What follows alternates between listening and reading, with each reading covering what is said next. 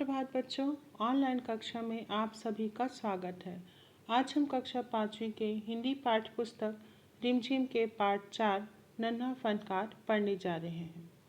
नन्हा फनकार कहानी एक ऐसे बालक के बारे में है जो पत्थर को तराश कर नक्काशी का कार्य करता है। तो बच्चों आइए चलिए पढ़ते हैं पाठ 4 नन्हा फनकार। वह लड़का एक चौकोर लाल पत्थर के पास बैठ गया।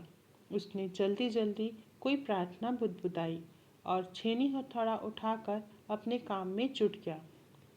कुछ दिन पहले ही उसने इस पत्थर पर घंटियों की कतारें और कड़ियाँ उकेरना शुरू किया था।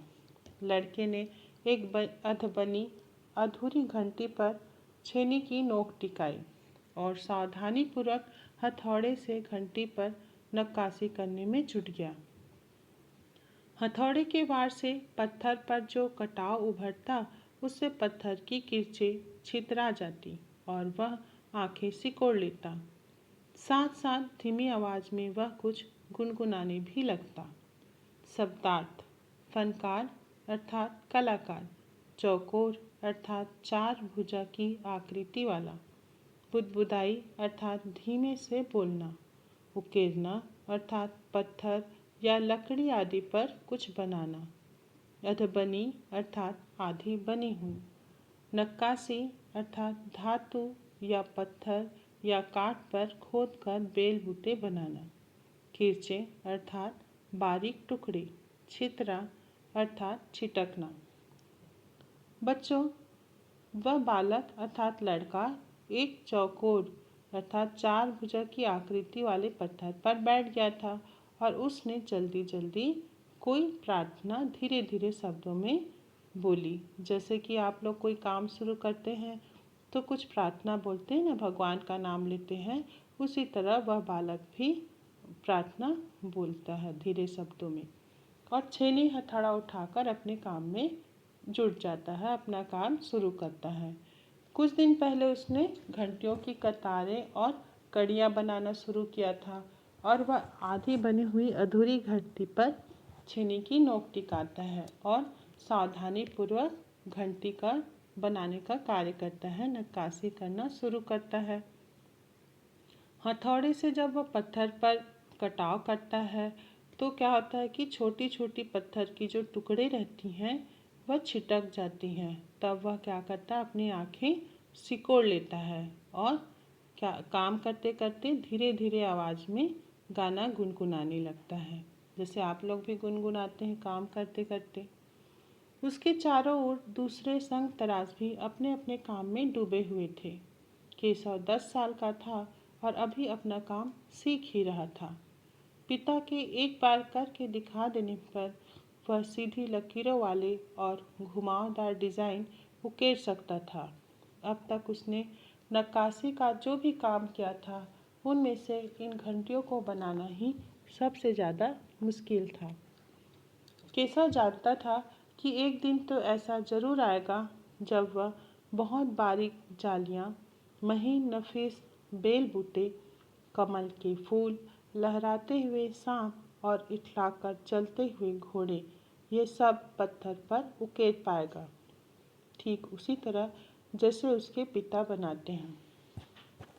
शब्दार्थ: संगतराश अर्थात पत्थर को कुछ तराश कर बनाने वाला, महीन अर्थात बारीक, नफीस अर्थात उम्दा या बढ़िया सुंदर, बेलबूटे अर्थात आकृतियाँ। केशव के चारों ओर संगतराश जो पत्थर पर कुछ तराश कर बनाते हैं वे सभी अपने अपने काम में डूबे हुए थे और केशव 10 साल का था और उसने अभी काम करना सीख रहा था। और उसके पिता क्या करते थे, जब उसको एक भी बार कोई काम करके दिखा देते थे तो वह भी उस कार्य को करना सीख जाता था एक बार में ही। जैसे सीधी लकीरों वाले और घुमावदार डिज़ाइन बना सकता था और वह नक्काशी का जो भी काम करता था उनमें से उसको सिर्फ घंटियाँ बनाना ही सबसे ज़्यादा कठिन लगता था। लेकिन केशव इतना ज़रूर जानता था, उसको विश्वास था कि वह अपने पिता की तरह ही एक दिन ज़रूर ये सब बनाने लगेगा। क्या बनाने लगेगा कि बारीक जालियाँ और महीन यानी बारीक और उम्दा बढ़िया आकृतियाँ बनाना सीख जाएगा। कमल के फूल, लहराते हुए सांप और इठलाकर चलते हुए घोड़े, ये सब वह पत्थर पर बना पाएगा, बिल्कुल अपने पिता की तरह। कई साल पहले जब वह पैदा भी नहीं हुआ था, उसके माता पिता गुजरात से आगरा आकर बस गए थे। बादशाह अकबर उस वक्त आगरे का किला बनवा रहे थे और केशव के पिता को यही काम मिल गया। केशव का जन्म भी आगरे में ही हुआ था। उसे गुजरात के पुश्तैनी गांव जाने का तो कभी मौका ही नहीं मिला। शब्दार्थ पुश्तैनी अर्थात पूर्वजों का या जो कोई पीढ़ियों से चली आ रही है। बच्चों, जब केशव पैदा नहीं हुआ था, उसके पहले उसके माता पिता गुजरात में रहते थे। फिर उसके पैदा होने से पहले ही वे लोग गुजरात से आकर आगरा में रहने लगे थे। उसी समय बादशाह अकबर का आगरा में किला बन रहा था, जहाँ केशव के पिता को काम मिल गया था और केशव का जन्म भी आगरा में ही हुआ। उसे गुजरात में अपने पूर्वजों का जो गांव था, वहाँ उसे जाने का कभी मौका नहीं मिला था। आगरे की गलियां और अब सीकरी, बस यही उसका घर था। चारों ओर हो रही छीनी हथौड़ों की ठक ठक खड़खड़ के बीच केशव को किसी के कदमों की आहट भी न सुनाई पड़ी। इसलिए अचानक कानों में एक आवाज़ पड़ने पर वह चौंक गया। माशा अल्लाह, ये घंटियाँ कितनी सुंदर हैं, तुमने खुद बनाई हैं। शब्दार्थ माशा अल्लाह अर्थात जो अल्लाह चाहे, या क्या कहना है, किसी की सुंदरता की तारीफ करते हुए कहे जाने वाली बात। बच्चों, अब केशव यहाँ आगरा से सीकरी में रहने लगा था और अब यही उसका घर था। अभी केशव काम कर रहा था तो वहाँ पे उसके आसपास सभी संग तराज थे। उन लोग भी सभी काम कर रहे थे और सभी तरफ से ठक ठक और खड़खड़ की आवाज़ आ रही थी। इस आवाज़ के बीच में केशव को पता ही नहीं चला कि कोई उसके पीछे आकर खड़ा है, और जब वह एक आवाज़ सुनता है तब वह चौंक जाता है। माशा अल्लाह, ये घंटियाँ कितनी सुंदर हैं, तुमने खुद बनाई हैं। केशव को ये आवाज़ सुनाई देती है। पीछे मुड़कर केशव ने आंखें उठाई तो उसे एक आदमी दिखा। बेशक मैंने ही ये घंटियाँ बनाई हैं। क्या मैं आपको पत्थरों पर नक्काशी करता नजर नहीं आ रहा? देखते नहीं, मैं ही पत्थर को तराश रहा हूँ। केशव ने बड़ी तल्खी से जवाब दिया। दिखता तो है, पर तुम इतने छोटे लगते हो ना। वह आदमी हंसते हुए बोला। मैं 10 साल का हूँ। 10? अच्छा। वह आदमी पास पड़े पत्थर पर बैठते हुए बोला। तब तो काफ़ी बड़े हो। मैंने भी 13 साल की उम्र में एक लड़ाई में हिस्सा लिया था। अब केशव उस आदमी को अच्छी तरह देख पा रहा था। उसकी उम्र रही होगी 30 से ऊपर। कद मझोला था। वह सफ़ेद अंग रखा और पाजामा पहने हुए था। उसके लंबे बाल गहरे गहरे लाल रंग की पगड़ी में अच्छी तरह से ढके हुए थे। शब्दार्थ तल्खी अर्थात कड़वाहट से, मझोला अर्थात बीच का, अंग रखा अर्थात एक बंददार पहनावा या कुर्ता। अब केशव आवाज़ सुनकर उसने आंखें उठाई तो उसे वह व्यक्ति दिखाई दिया। तब केशव बोलता है कि बेशक, बिना शक के मैंने ही ये घंटियाँ बनाई हैं। क्या मैं आपको पत्थरों पर नक्काशी करता नजर नहीं आ रहा हूँ? देखते नहीं, मैं ही पत्थर को तराश रहा हूँ। केशव ने कड़वाहट से जवाब दिया। अब वह आदमी हंसते हुए बोला, दिखता तो है, पर तुम इतने छोटे लगते हो ना। तब केशव बताता है कि मैं 10 साल का हूँ। तब वह आदमी पत्थर के में बैठ गया उसके पास और बोलता है कि 10? अच्छा, तब तो काफ़ी बड़े हो, अर्थात बहुत बड़े हो। फिर वह व्यक्ति बताता है कि मैं 13 साल की उम्र में मैंने भी एक लड़ाई में हिस्सा लिया था। अब केशव ध्यान से उस व्यक्ति को देख रहा था और अंदाज़ा लगा रहा था कि उस व्यक्ति की उम्र 30 से ऊपर की होगी और कद क्या है उसका मझोला यानी मध्यम या बीच का है और उसने सफ़ेद अंग रखा अर्थात एक बंददार पहनावा या कुर्ता पहना हुआ है और पजामा पहने हुए हैं और उसके जो लंबे बाल हैं वह लाल रंग की पगड़ी में अच्छी तरह से ढके हुए हैं।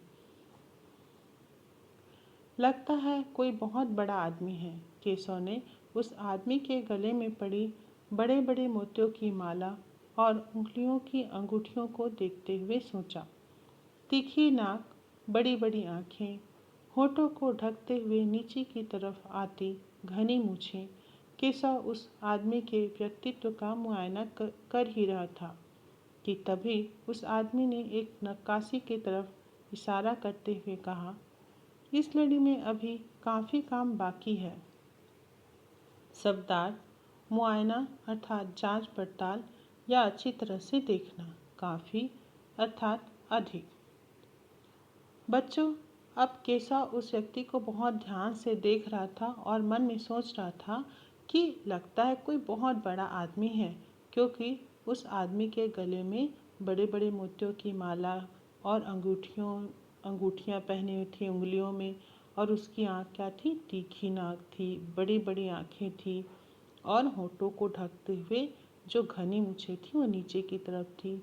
अब केशव उसके व्यक्तित्व का मुआयना कर रहा था अर्थात जांच पड़ताल कर रहा था कि वह किस तरह से दिख रहा है, कैसे है।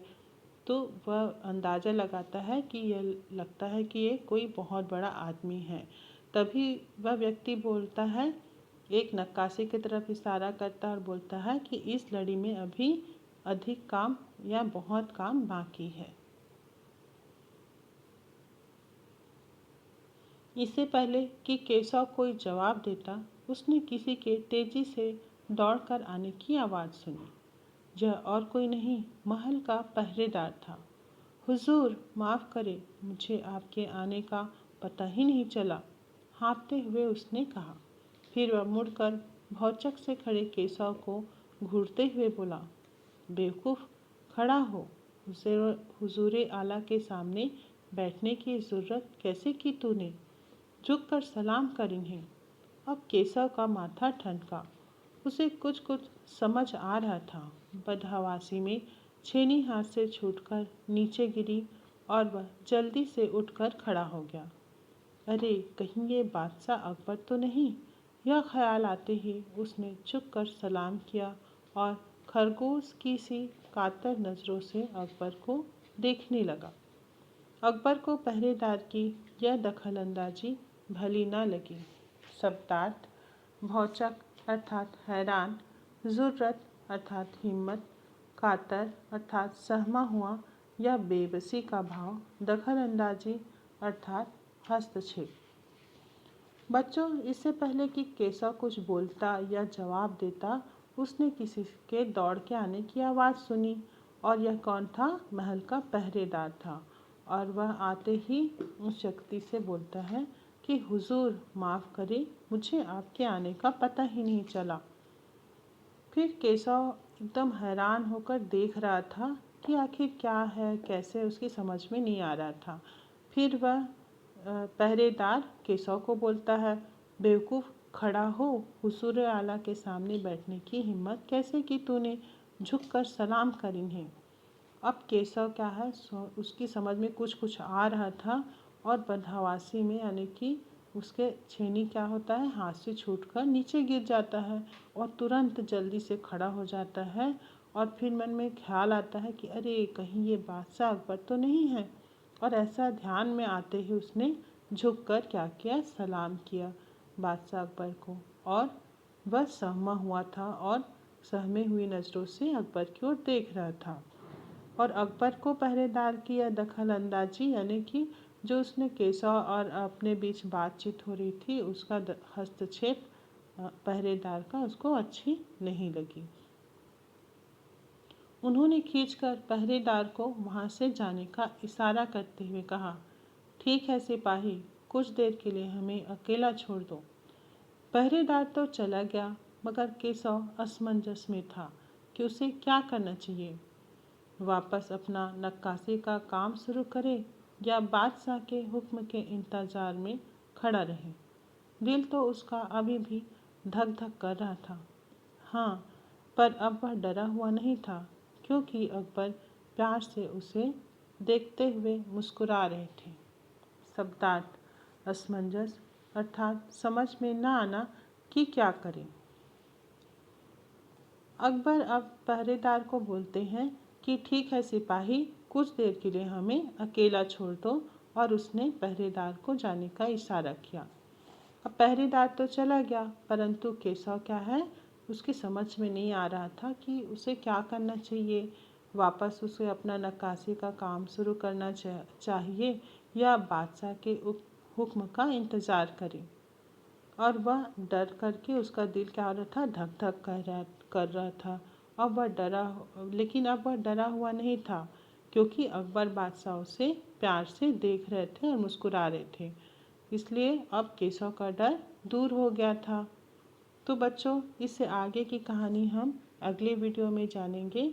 तब तक आप इसका वाचन करें, पढ़ें और देखें। धन्यवाद।